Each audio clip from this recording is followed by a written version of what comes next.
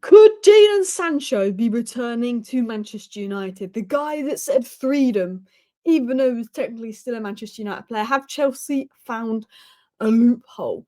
Dalot, there's been talk of players like Dalot not fitting Amorim's system, and well, there's a lot of interest in Dalot this summer. He'll be an easy player to sell. Will count as pure profit because we bought him for very little money 5 years ago. Could Manchester United cash in on Dalot now while there's interest there before his stock depletes more? Midfield links, Wharton, Ederson, who are Manchester United looking at? Some shock staff departures in the medical department, which I think most people will be quite happy about. New stadium talk, the event that apparently changed Bruno's season, and Amorim and some changes he's made. So, hello, and welcome back to Alice Talks Football, and welcome back to your 10-minute Manchester United news roundup. So, let's start with the Sancho return story. There is still a possibility that Jadon Sancho could end back at Manchester United this summer if Chelsea decide not to go through with the deal.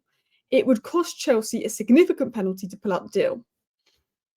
So Chris Wheeler is potentially suggesting that Chelsea could find a loophole out of this deal. And as far as I'm aware, as long as Chelsea finish 14th or above, they have to buy Sancho. There's an obligation there. The one thing we know is that Sancho has not agreed to a permanent deal at Chelsea yet. He's not agreed to their contract because that contract is expected to be given at the end of his loan. And if he doesn't agree to that, then he could come back to Manchester United because the player's not agreed to it. That's apparently what one person was saying online. But again, I don't know the truth about that. But interestingly, would Sancho not agree a contract with Chelsea knowing he'd have to come back to United? Because he's been saying freedom and how happy he is to get out of Manchester United. It'd be a bit weird if he didn't agree a contract with Chelsea because his form's dropped off a little bit at Chelsea and he comes back to United with his freedom post. You know, he probably suits Amorim's system a lot better than the current players at hand, but he's not been good enough at Chelsea and he's completely fallen out with the United fans because he's disrespected the club online. He disrespected Erik ten Hag. He does not care about the club. You know, comments like freedom, I can't see it happening. I think he will go to Chelsea. I think Chelsea will try and find a loophole if they can. Like, I think Sancho's been better than Chelsea's other wingers, but I can understand why Chelsea don't want to go and spend 25 million on him and give him high wages when he's not been particularly convincing. You know, he started well, but I don't think he's been super convincing. So we'll have to wait and see what happens with that. But if you're asking for my thoughts on the situation, I don't want Sancho back at Manchester United. I think he will go to Chelsea. Maybe Chelsea look for a loophole, but I think it will be done. And I think he will go, and good riddance. So let's get into the second story on Dalot. Will Man United cash in on Dalot interest?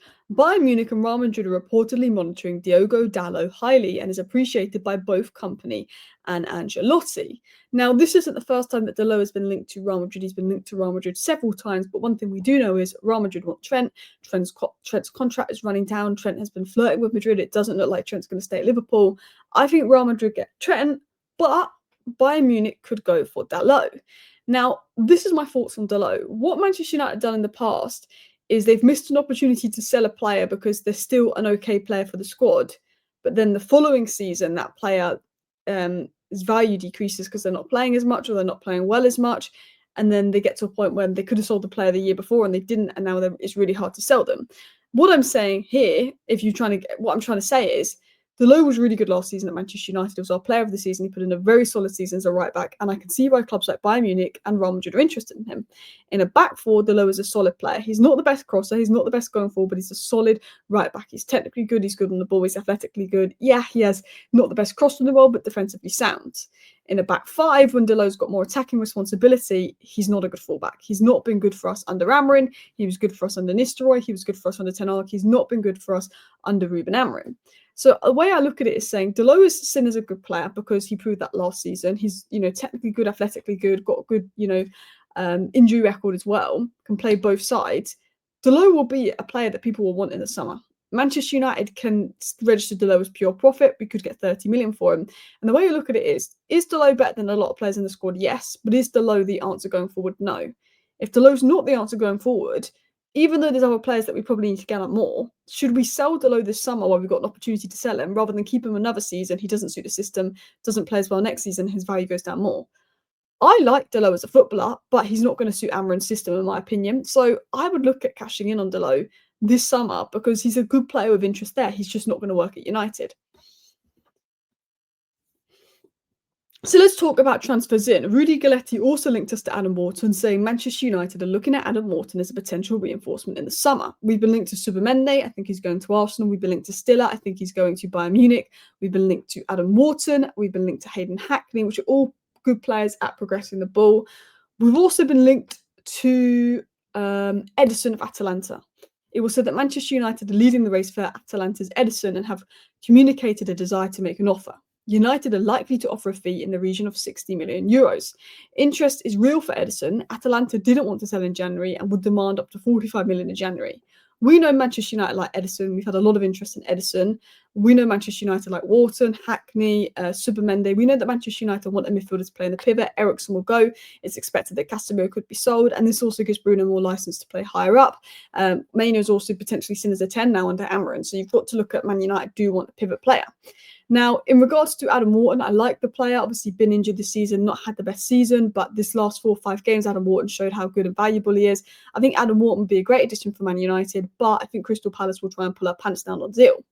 In regards to others, I like Atalanta's Ederson. I don't think he works with Agate because I think they're both quite good off the ball and he's not the best at progressing on the ball. I think Subamende, Hackney, Wharton is probably better on the ball than Ederson. But Ederson as a player, I think is a top player. I just don't know how he complements the current players we have in Amorim's system. But midfield pivot signing is one to watch.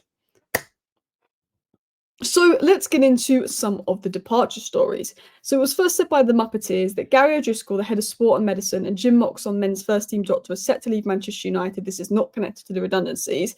And then Chris Wheeler has now confirmed that Manchester United's head of sport medicine, Gary O'Driscoll, is leaving the club after 18 months.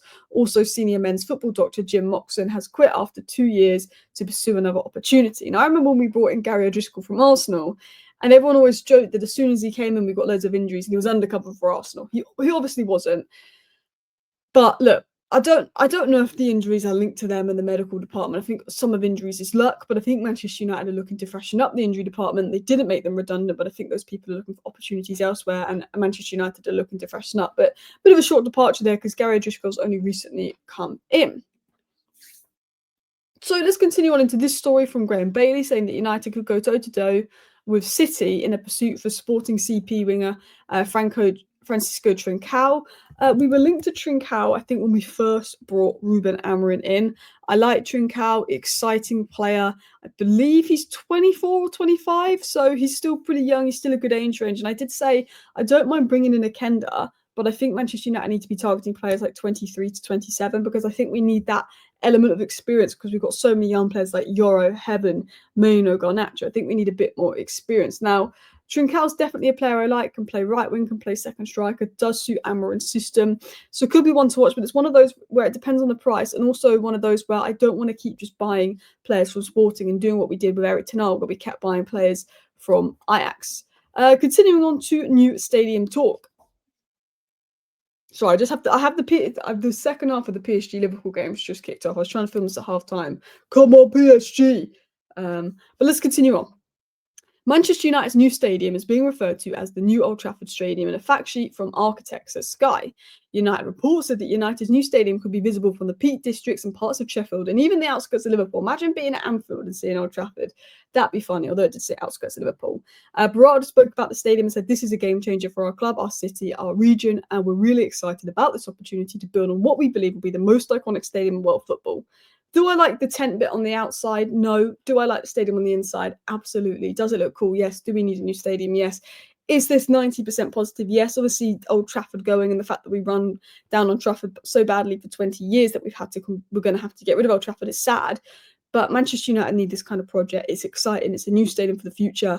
But we need a team that's going to go with the stadium. If we're a 14th place team, we don't deserve a 100,000 seater stadium. We need to be a Champions League team. We need to be a Champions team. We need the team to suit the stadium. Because people are making jokes that we put the scoreboard as having us 3-0 up, which is something that I don't think's happened. Maybe Barnsley game was the last time we've done something like that.